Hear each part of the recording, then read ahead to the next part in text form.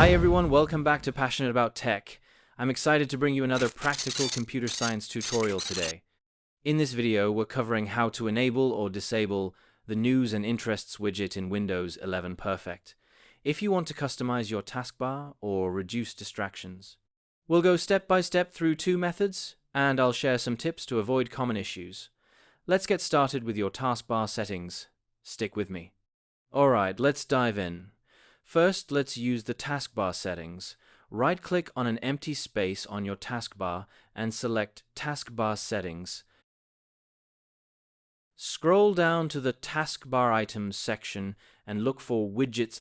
Toggle the switch next to Widgets to turn it on or off. On enables the News and Interests widget, off disables it. For more control, let's try the Group Policy Editor. Press the Windows key, type gpdit MSC, and press Enter.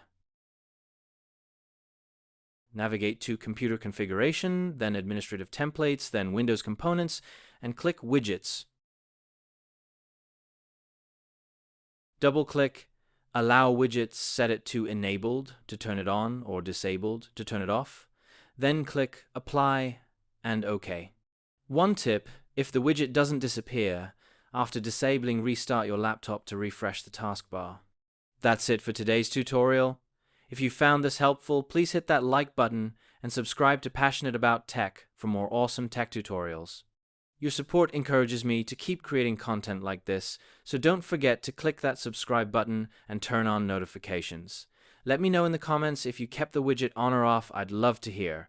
See you in the next video.